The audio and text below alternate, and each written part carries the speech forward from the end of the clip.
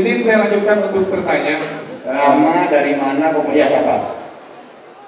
Nama saya Muhammad Aulia Rahman dari Kabupaten Bogor. Saya akan mewakili sebagian besar pemuda yang mudah-mudahan akan saya wakili seluruh Nusantara. Izin untuk sebelum melanjutkan ke pertanyaan akan ada sedikit prolog yang akan saya sampaikan. Sangat besar angka di antara kami para pemuda di Indonesia ini rata-rata baru lulus dari tingkat pendidikan SMA maupun tingkat perguruan tinggi. Mungkin pertanyaan ini akan selalu disampaikan oleh para pemuda, khususnya saat ini, dan bahkan ketika kita ingat ke belakangnya, pertanyaan ini selalu dipertanyakan oleh para mahasiswa, para pelajar, para pemuda kepada para calon pemimpin bangsa, yaitu mengenai pengangguran yang semakin meningkat khususnya untuk usia muda. Saya sangat sepakat ketika tingkat standar untuk mengikuti penerimaan calon pekerja itu diterapkan sangat tinggi. Tapi saya sangat tidak sepakat ketika standar yang tinggi itu tidak dibarengi dengan adanya tingkat pendidikan yang mumpuni. Jadi saya rasa untuk dia bisa bekerja, dia harus ada di kelas A. Tapi rata-rata alumni kita khususnya di daerah, mereka hanya ada di kelas C. Jadi ada ketimpangan pendidikan antara masyarakat atau misalkan pemuda di desa dan di daerah berbeda dengan pemuda yang ada di kota. Nah, mungkin pada intinya, andaikan Kang Anies ini diberikan amanah oleh masyarakat Indonesia memimpin negeri ini, dan juga Kang Agus Harimurti Yudhoyono selaku ketua Partai Demokrat, yang insya Allah Partai Demokrat juga akan menjadi partai pemenang di 2024. Amin. Apa langkah konkret yang akan diberikan untuk menjawab keresahan pemuda ini? Karena punten, ketika kita berbicara kita akan, itu terrealisasi di atas, katakanlah di tingkat kementerian sampai ke dinas. Akan tetapi tingkat masyarakat itu tidak tersentuh sama sekali. Baik itu program yang dikatakan prakerja dan lain sebagainya untuk para pemuda, pada akhirnya realisasinya itu jauh dari target pemerintah. Jadi mungkin itu pertanyaan dan sekaligus aspirasi yang saya harapkan jawaban yang konkret dari calon pemimpin kita yang luar biasa, 2 orang di depan kita semua ini. Mungkin itu sebelum saya tutup, izin untuk menyapa pemuda ya, Pak Kang, ya boleh ya? Mangga 1 menit. Kumaha barudak? Kurang kompak. Kumaha barudak? Well, bisa. Atur nuhun atas waktu dan kesempatannya. Saya Muhammad Rahman. Assalamualaikum warahmatullahi wabarakatuh. Oke, terima kasih Kang Rahman. Dan juga salam hormat saya kepada Ketua Umum Partai Demokrat, Mas Agus Harimurti Yudhoyono. Perkenalkan, nama saya Setia Gusti dari Kabupaten Cianjur. Kebetulan saya sebagai petani jagung di Kabupaten Cianjur, Pak. Terima kasih atas kesempatan yang berbahagia ini. Saya diberikan kesempatan yang luar biasa dan satu kebanggaan bisa berdiri di tengah-tengah kader yang luar biasa, keluarga Demokrat semuanya. Terima kasih juga. Ketika kita berbicara pertanian, ingin saya sampaikan kepada Pak Anies dan juga Pak AHY, dan juga tadi sempat disinggung banyak mengenai sektor pertanian. Banyak masalah klasik, Pak, yang sudah terjadi bertahun-tahun ke belakang, bahkan 10 tahun ke belakang, mengenai kesejahteraan petani, Pak. Selama ini yang menjadi permasalahan pokok adalah kekurangan pupuk, kekurangan benih. Petani kita tidak pernah sejahtera dan sebagainya, dan itu menjadi masalah yang tidak pernah selesai sampai hari ini. Makanya saya datang ke tempat ini untuk mengharapkan suatu perubahan yang luar biasa di sektor pertanian. Dan saya ingin menantang kepada Pak AHY dan juga Pak Anies Baswedan, yang menjadi permasalahan petani di Indonesia sampai saat ini ternyata berasal dari bawah, berasal daripada kelompok petani, Pak, yang patut diduga di setiap kabupaten kota bahkan provinsi banyak kelompok tani bodong atau ilegal, Pak. Sehingga apa? Yang menjadi dasar bantuan untuk subsidi pupuk, subsidi benih, dan subsidi yang lainnya, bahkan bantuan alat-alat daripada pemerintah, itu berdasarkan CPCA daripada petani, Pak, yang ada di kabupaten kota. Yang sampai saat ini pun, ketika kita berbicara masalah kesejahteraan dan sebagainya, saya berharap dan memohon untuk revitalisasi kelompok tani, Pak. Karena hanya kelompok tani yang tidak pernah tersentuh KPK, Pak. Hanya kelompok tani yang tidak pernah tersentuh korupsi dan sebagainya, Pak. Itu saran, pendapat, dan juga pertanyaan saya, bagaimana langkah konkret Bapak untuk mengantisipasi daripada kejadian tersebut kalau kita bandingkan pada zaman Pak SBY dulu dengan anggaran 1 sampai 20 triliun, Pak, per tahun untuk subsidi pupuk, benih, dan sebagainya, itu bisa menghasilkan 611% pertanian Indonesia semakin maju, Pak. Tapi sampai saat ini 10 tahun ke belakang dengan anggaran 30 sampai 40 triliun untuk subsidi pupuk, subsidi benih, dan sebagainya, tapi tidak meningkatkan kesejahteraan rakyat, bahkan semakin menurun. Memang secara data dimanipulasi kita bisa, Pak, surplus, kemudian swasembada dan sebagainya. Tapi dengan kondisi saat ini sebagai petani kita menjadi susah, Pak. Pupuk kurang dan sebagainya. Padahal secara logika dasarnya, ketika data itu datang daripada kelompok tani, berarti tidak akan ada petani yang kekurangan pupuk, subsidi, dan sebagainya. Mohon langkah konkret. Dan satu lagi, Pak, bagaimana kehadiran pemerintah untuk menjadi off-taker secara resmi di negara Republik Indonesia ini, sehingga untuk harga pangan kita di nasional semakin stabil, Pak. Jadi tidak ada petani yang dirugikan. Terima kasih. Pak Anies dan Mas Ahaye mungkin sudah mengetahui banyak permasalahan mengenai pemberdayaan perempuan dan permasalahan perempuan dan anak. Peningkatan pemberdayaan perempuan, walaupun di sana undang-undangnya, Pak, sudah ada, tetapi undang-undang ini belum tersosialisasikan dengan baik dan benar. Angka perceraian dari hari ke hari semakin meningkat dikarenakan halnya yang satu hal adalah ekonomi keluarga. Dengan ekonomi keluarga yang melemah, akhirnya banyak yang menjadi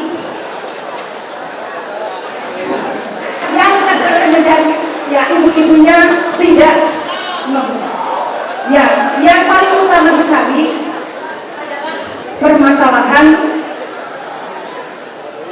pemberdayaan perempuan yang akan ditanyakan untuk pemberdayaan perempuan ini. Program apakah yang akan direncanakan untuk masalah perlindungan dan pemberdayaan perempuan? Itu saja. Baik, terima kasih. Sebagai perwakilan dari Mama,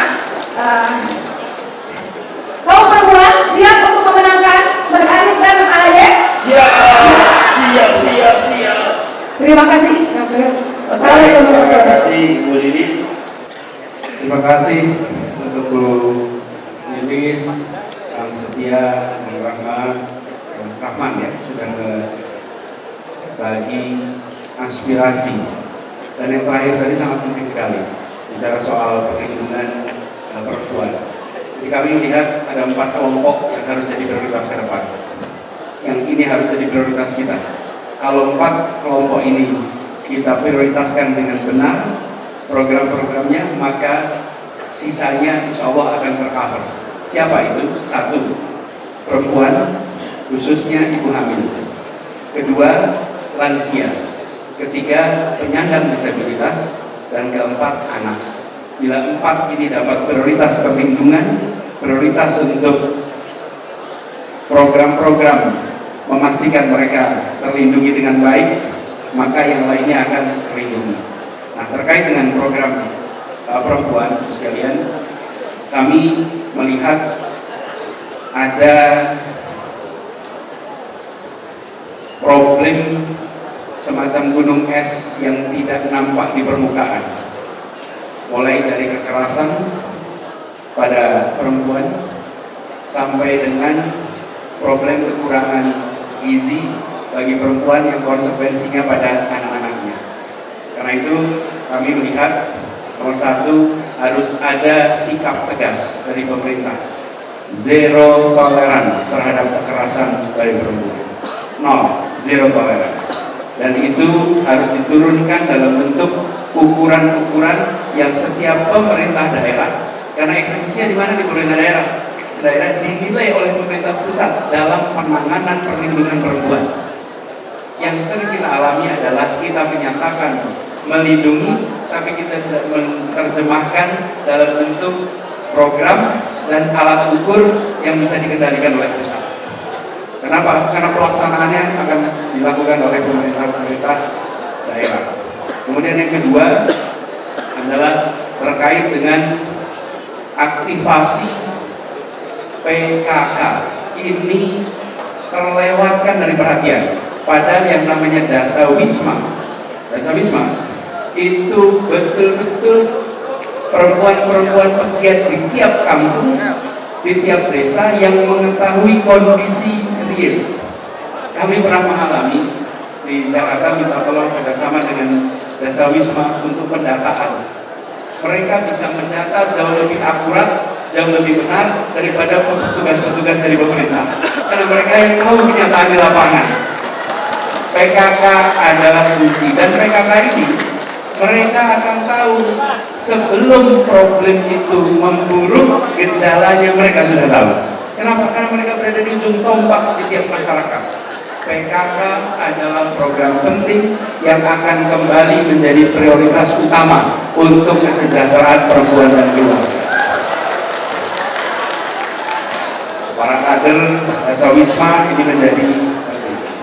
Kemudian saya ingin garis bawahi sedikit, kita ingin ada program khusus bagi ibu hamil, karena ibu hamil ini akan menentukan kualitas generasi masa depan, memastikan pasokan gizi yang benar bagi ibu dan bagi bayinya, sehingga setiap bayi yang lahir dia bukan sekedar angka statistik bonus demografi, tapi dia menjadi anak-anak generasi baru yang sehat, yang insya Allah potensinya bisa dikembangkan lewat pendidikan. Itu pertama. Kemudian yang kedua, Mas Rahman tadi dari Bogor soal sekolah standarnya tinggi, yang tidak salah tadi, sehingga susah masuk kerja. Kenapa? Karena ternyata lulusannya tidak memenuhi standar itu.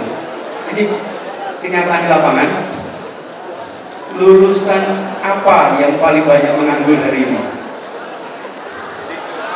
Apa? Sarjana? Bukan. Malah lulusan SMK. SMK kita itu adalah porsi terbesar pengangguran hari ini. Kenapa itu bisa terjadi? Karena banyak sekali SMK kita ini yang tidak membekali dengan keterampilan yang dibutuhkan untuk bekerja. Mereka masih mengajarkan seperti SMA, tapi namanya SMK. Orientasinya bukan vokasi, seakan orientasinya untuk menyiapkan pendidikan lebih tinggi. Kita harus mengubah agar SMK kita benar-benar menjadi persiapan untuk kerja. Dan itu artinya kerja bersama dengan dunia usaha, dengan industri. Bahkan kami melihat SMK itu tidak perlu menghabiskan investasi terlalu besar untuk alat-alat, bila mereka bisa kerja praktek di perusahaan-perusahaan, di pabrik-pabrik, di industri, sehingga mereka malah belajar menggunakan alat-alat terbaru. Seringkali kalau datang ke SMK, alatnya umurnya 20 tahun, 25 tahun, yang ketika di industri alat-alat itu sudah tidak dipakai lagi. Gap ini belum besar sekali. Karena itu perhatian pada menggeser orientasi SMK dari akademik menjadi praktis, itu agenda utama supaya para lulusannya tidak menjadi penganggur, justru belum lulus sudah bisa mendapatkan pekerjaan. Pak Setia, petani jagung yang tadi menceritakan tentang kenyataan banyak kelompok tani palsu. Bahkan ada 30 ton benih jagung di Sukabumi ya. Ini maaf di Cianjur. Tapi pertanyaan, siapa yang nanam sebanyak itu? Karena nggak mungkin dibutuhkan sampai 30 ton benih jagung di sana. Setuju, ini perlu menjadi perhatian dan memang harus ada panggilan moral sekalian, bahwa petani, sektor pertanian, pedesaan itu belum sejahtera. Ingatkan kepada semua, janganlah kalian menjadi pribadi-pribadi yang menggerogoti mereka yang masih miskin. Jahatnya 2 kali lipat kalian itu. Ingatkan itu. Dan ini semua sekalian panggilan moral. Langkah hukumnya ada, tapi panggilan moralnya harus ada. Rendahnya luar biasa, karena mengambil justru dari mereka yang sulit. Dan ini harus menjadi perhatian bagi para kepala daerah. Jadi saya melihat ada panggilan moral. Yang kedua adalah perintah untuk penegak hukum. Tidak boleh membiarkan praktek-praktek pemalsuan seperti ini yang kemudian dampaknya kita rasakan. Petani yang sesungguhnya, kelompok tani yang sesungguhnya, bahkan gapok tani yang sesungguhnya malah tidak mendapatkan subsidi. Jadi Pak, saya lihat ini perlu ada mekanisme pelaporan. Harus ada mekanisme pelaporan, harus ada sebuah tim khusus di tiap wilayah, sehingga bila ada praktek-praktek seperti ini, mereka tahu kemana harus melaporkan dan langkah apa yang harus dikerjakan. Kemudian soal off-taker, kami melihat perlu ada secara serius pengembangan KUD ataupun BUMDes agar mereka bisa menjadi off-taker yang ditopang oleh pemerintah. Pemerintah harus disiapkan untuk mengambil produk-produk yang ditampung oleh BUMDes dan KUD masuk ke dalam pasar. Ini harus disiapkan. Bisa pemerintah sendiri membentuk semacam badan usaha, bisa juga pemerintah memfasilitasi swasta. Caranya berikan tanahnya sehingga swasta tidak harus membeli tanah, pinjami tanahnya, mereka bangun gudang dan menjadi swasta yang siap menjadi off-taker atas produk-produk pertanian. Mungkin itu jawaban saya. Mas Agus, silakan. Terima kasih kepada Pak Anies, tadi sudah menjelaskan, merespons, menjawab 3 pertanyaan yang menurut saya mewakili dari sejumlah komunitas, profesi, dan juga daerah. Saya hanya ingin memperkuat apa yang telah beliau sampaikan, karena menurut saya sudah sangat jelas. Tadi dari Kang Setia sebagai petani ya. Mana tadi Kang Setia?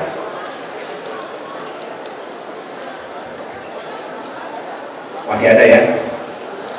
Bagus pertanyaannya, dan ini Kang Setia selalu muncul dari komunitas-komunitas petani lainnya di Indonesia. Kami berdua sering berkeliling Nusantara, sering melakukan dialog, dan paling sering termasuk diantaranya mendengarkan keluhan dari para petani kita. Dan ini penting ketika kita tahu negara kita masih ditetapkan sebagai negara agraris, artinya profesi petani ini menjadi sangat penting. Apalagi kalau kita berharap Indonesia juga terus membangun kemandirian dan ketahanan pangan. Kalau petaninya tidak sejahtera, jangan berharap banyak Indonesia bisa menjadi negara yang memiliki kemandirian pangan. Nah, tadi sudah dibahas bahwa ada masalah-masalah terkait dengan apa yang terjadi di sekitar petani itu sendiri. Ternyata kelompok tani yang banyak abal-abalnya ini menyusahkan para petani kita. Padahal kita tahu kelangkaan pupuk itu luar biasa, termasuk benih. Nah, disinilah kita akan perhatikan betul ke depan anggaran APBN, APBD itu benar-benar bisa diprioritaskan untuk membantu para petani kita, untuk untuk memberikan subsidi yang dibutuhkan dan dijalankan tepat sasaran dengan pengawasan dan evaluasi yang ketat supaya tidak ada lagi penyelewengan dan pelanggaran-pelanggaran yang dilakukan oleh para kelompok tani ilegal tadi. Selain itu kita juga menangkap permasalahan lain ya, Kang Setia, bahwa hari ini rata-rata usia petani kita itu makin tua, 70% di atas 50 tahun. Nah, generasi muda, generasi berikutnya juga banyak yang semakin enggan untuk melanjutkan profesi orang tuanya. Ini ada beberapa faktor. Selain tadi, ada keinginan untuk mendapatkan peluang di kota-kota besar, tidak dilarang, sesuatu yang wajar. Tapi juga jangan sampai semua beralih menuju ke ibu kota, tadi disampaikan oleh Pak Anies, padahal di desa juga banyak sumber-sumber penghasilan yang layak dan halal. Jika diyakinkan sektor pertanian kita juga memberikan bukan hanya manfaat tapi juga kesejahteraan bagi para petani dan keluarganya. Dengan demikian, haruslah negara hadir untuk meyakinkan agar para petani tadi kesejahteraannya meningkat. Nilai tukar petani jangan turun. Jangan kemudian ada kebijakan impor di saat para petani harusnya panen raya. Harusnya diperhatikan lebih baik terkait dengan modernisasi alat pertanian, teknologi dan lain sebagainya, termasuk dibantu pemasarannya.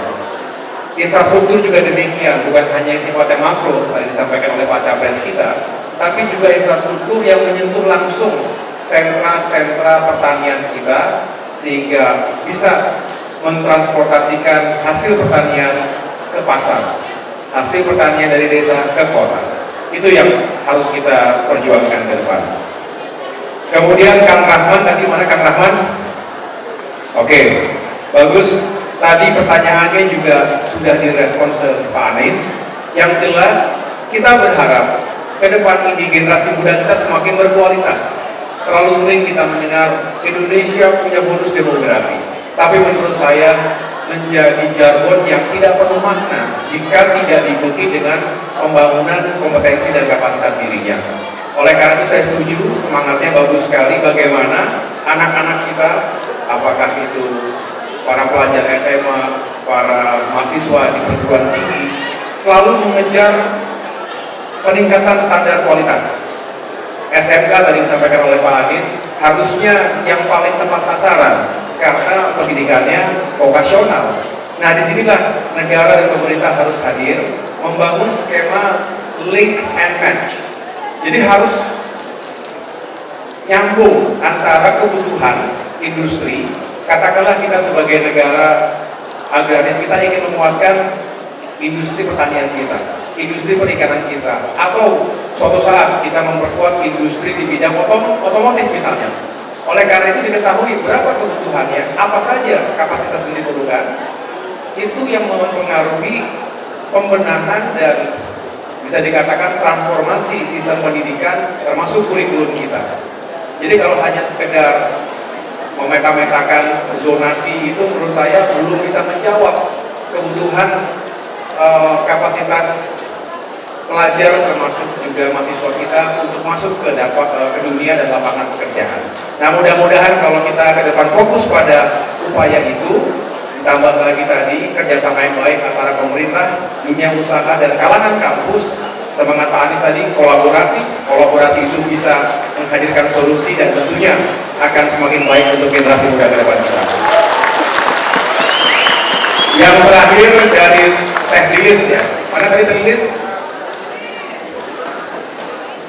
Ini pertanyaan yang saya yakin banyak dalam benak kaum perempuan kita. Kita tahu kaum perempuan adalah tiang negara.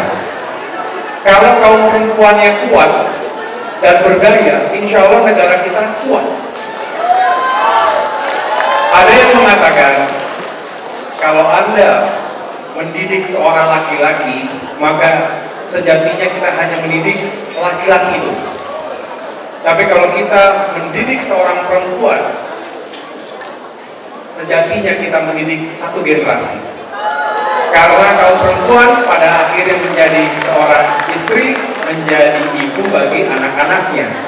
Jadi kalau kaum perempuannya dilindungi, ditingkatkan kapasitas dan diberdayakan, maka insya Allah bukan hanya semakin berdaya, tapi menjamin fondasi negara kita. Nah, saya ingin langsung masuk pada isu utama. Tadi disampaikan banyak perceraian, mungkin juga banyak kasus pernikahan dini. Itu karena tekanan ekonomi, karena masalah ekonomi. Kalau ekonominya baik, seseorang, termasuk seorang perempuan, punya banyak opsi. Ia bisa sekolah, ia bisa kuliah, bisa mencari pekerjaan, ia bisa juga langsung berkeluarga. Tapi opsinya banyak. Tapi kalau tidak, maka opsinya saya daripada menyusahkan orang tua, lebih baik saya menikah. Nah, begitu menikah, bagus. Tetapi sering juga tidak memahami konsekuensinya. Bahwa menikah di usia yang relatif muda, itu tentu juga harus menyadari ada kebutuhan untuk memiliki kemandirian finansial sebagai keluarga.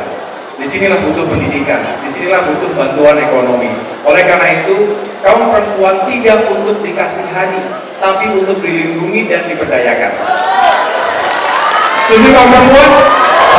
Karena sudah mama nih, mama. Jadi jangan kayak sinetron ya. Lebih baik kita cari solusinya. Kalau sinetron makin banyak dramanya makin bagus. Tapi kalau kita ada kesulitan cari solusi, jangan dipanjang-panjangi masalahnya. Nah, solusinya adalah banyak sekali kaum perempuan ini adalah pelaku UMKM, betul? Ada yang punya usaha, ibu-ibu, punya warung, angkat tangan. Warung, ada usaha yang lainnya mungkin ya, baik itu punya warung kecil maupun punya dagangan online. Nah, ketika UMKM kita diberdayakan, diberikan dukungan termasuk modal, bantuan modal, dana bergulir misalnya, dengan sendirinya kita mengembangkan UMKM, dengan sendirinya kita memberdayakan kaum perempuan. Nah, ke depan insya Allah Pak Anies ini saya tahu pendekatannya adalah keadilan, kesejahteraan untuk semua, termasuk kaum perempuan. Dengan demikian, mudah-mudahan ada jalan yang baik buat koalisi perubahan ini untuk bisa menghadirkan perbaikan untuk negeri kita, termasuk kaum perempuan. Saya pikir itu Bapak Ibu sekalian yang dapat saya tambahkan. Saya merasa senang sekali Mas Anies, jadi kehormatan juga buat Partai Demokrat. Beliau tadi baru landing dari Sumatera Barat. Jadi kemarin ada di Bandung, setelah itu terbang ke Padang hanya 12 jam, kemudian terbang lagi untuk bisa menyapa seluruh masyarakat yang ada di Jawa Barat ini. Kalau masyarakatnya punya keinginan untuk bisa mencari solusi, tentu kami yang saat ini ada di partai politik, termasuk di Partai Demokrat, kami yang tengah berjuang ini juga harus lebih siap dan harus lebih mendengarkan lagi apa yang diharapkan oleh warganya. Saya pikir itu. Terima kasih sekali lagi saya menyampaikan kepada semua yang telah hadir. Terima kasih kepada panitia yang telah menyelenggarakan acara ini. Kurang lebihnya saya mohon maaf Mas Anies atas nama keluarga besar Partai Demokrat. Sebetulnya ingin lebih panjang, tetapi kita tahu beliau ada kesibukan dan ada hal yang harus dihadiri secara langsung juga. Terima kasih. Salam untuk keluarga dimanapun berada. Wabillahi taufiq wal hidayah. Wassalamualaikum warahmatullahi wabarakatuh. Waalaikumsalam warahmatullahi wabarakatuh. Pemirsa Bandung TV, tadi kita baru saja menyaksikan dialog rakyat yang tentunya kita semua sudah mendengarkan orasi-orasi dari Agus Harimurti Yudhoyono dan juga Anies Baswedan. Banyak sekali fokus yang memang ditargetkan untuk dirubah sesuai dengan nama koalisinya adalah Koalisi Perubahan. Kemudian kalau kita lihat juga tadi cukup lama ya Pak Fatih ya untuk mendengarkan orasi mereka dan juga menjawab segala pertanyaan dari para undangan yang sudah hadir di sini. Dan tadi kita lihat ada 3 pertanyaan yang diberikan mulai dari perwakilan pemuda, petani, bahkan emak-emak pun memberikan pertanyaan, tentunya sama pasti tujuannya untuk Indonesia menjadi lebih baik lagi perubahannya. Sejauh ini dari penyelenggaraan acara dari mulai didatangkannya mereka berdua sampai tadi selesai dengan lagu spesial yang tentunya memberikan semangat yang luar biasa. Sejauh ini bisa dikatakan berjalan dengan baik ya Pak? Ya, alhamdulillah Mbak Santi. Acara kita berlangsung luar biasa, sukses. Masyarakat sangat antusias dengan adanya kegiatan dialog rakyat ini. Tadi pun sudah disampaikan oleh Ketua Umum kami, Mas AHY, tentang 14 agenda perubahan. Iya. Jadi memang sesuai dengan apa yang kita gaungkan, nampak sangat jelas bahwa masyarakat memang menginginkan adanya perubahan. Jadi ini kan tanpa kita setting, tanpa Iya. ini murni adalah suara daripada masyarakat. Kemudian ya kami optimis bahwa gagasan yang diusung oleh Partai Demokrat ini insya Allah bisa selaras dengan keinginan rakyat Indonesia, khususnya masyarakat di Jawa Barat yang tadi telah hadir dan berdiskusi, berdialog dengan Mas Anies Baswedan dan Mas AHY. Iya. Dan kalau kita lihat tadi orasi-orasi yang diberikan oleh mereka berdua seiring sejalan ya dengan apa yang memang digaungkan oleh Partai Demokrat, tentunya dengan 14 agenda dibagi menjadi 5 klaster, bukan hal yang mudah untuk bisa dipecah satu persatu. Tentunya sinergi antara keduanya sangat dibutuhkan untuk menjadikan Indonesia lebih baik. Kemudian kalau kita lihat tadi dari kedua belah pihak ini menitik beratkan pada manusianya, sumber daya manusia. Oke, infrastruktur memang diperlukan seperti yang disampaikan oleh Kang Fatih di awal tadi, memang betul dibutuhkan, tapi ya harus ada kajian yang lebih mendalam. Dan nanti ke depannya jika memang Partai Demokrat bersama Anies Baswedan ada di poros pemerintahan, bagaimana? Ya, tentu saja kita akan melaksanakan apa yang menjadi visi misi kami, yaitu perubahan. Terkait infrastruktur tentu bukan berarti bila mana nanti koalisi ini bisa memenangkan kontestasi ini lantas tidak ada pembangunan infrastruktur, tidak. Pembangunan infrastruktur hal yang penting, tapi dengan catatan harus betul-betul melalui kajian yang baik. Betul. Gitu. Mana yang menjadi program prioritas, apa yang harus dibangun. Tadi pun Mas Ketua Umum menitik beratkan bahwa sangat mendukung pembangunan infrastruktur, namun kita akan mengutamakan pembangunan infrastruktur di desa, di daerah. Gitu. Jadi fokus daripada infrastruktur. Kemudian tadi kita juga mendengar ada masukan dari komunitas pemuda. Iya.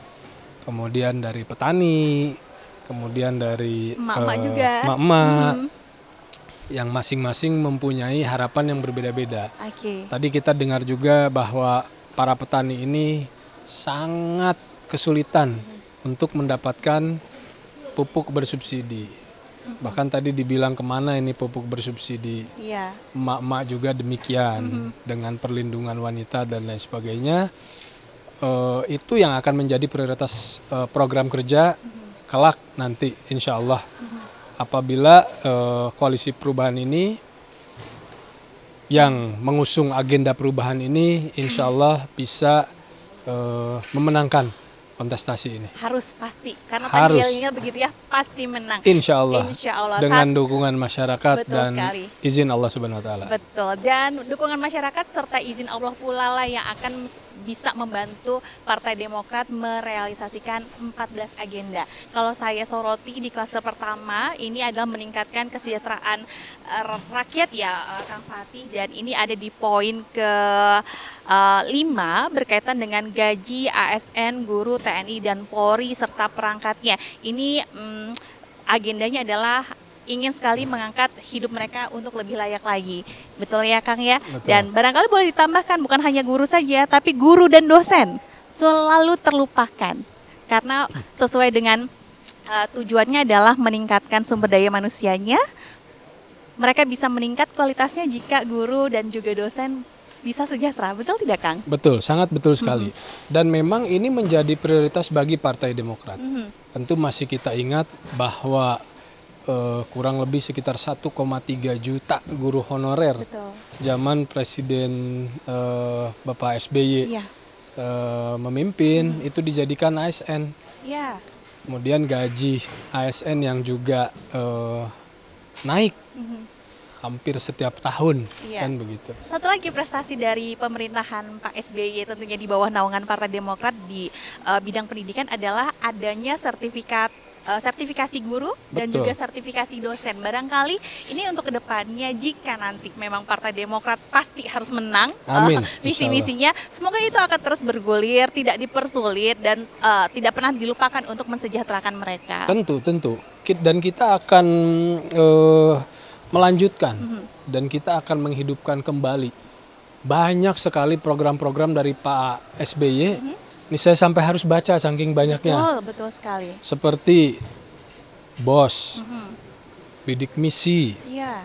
BPJS, bantuan lansia, disabilitas dan korban bencana, PKH, Betul. Raskin, BLT, BLSM, KUR, PNPM, dan lain-lain. Gitu. Nah ini yang akan menjadi salah satu atensi kita untuk menghidupkan kembali program-program itu dan skalanya itu kita akan maksimalkan. Dan diperluas lagi jangkauannya. Betul, Begitu. Mbak Santi, Oke. begitu. Dan terakhir nih sebelum kita berpisah dengan pemirsa Bandung TV dimanapun Anda berada, Kang Fatih, singkat saja harapan setelah dilaksanakannya event ini, dialog rakyat seperti apa, dan tentunya ajakan bagi masyarakat barangkali yang memang ingin agenda-agenda pribadinya memang bisa terakomodir, harus seperti apa?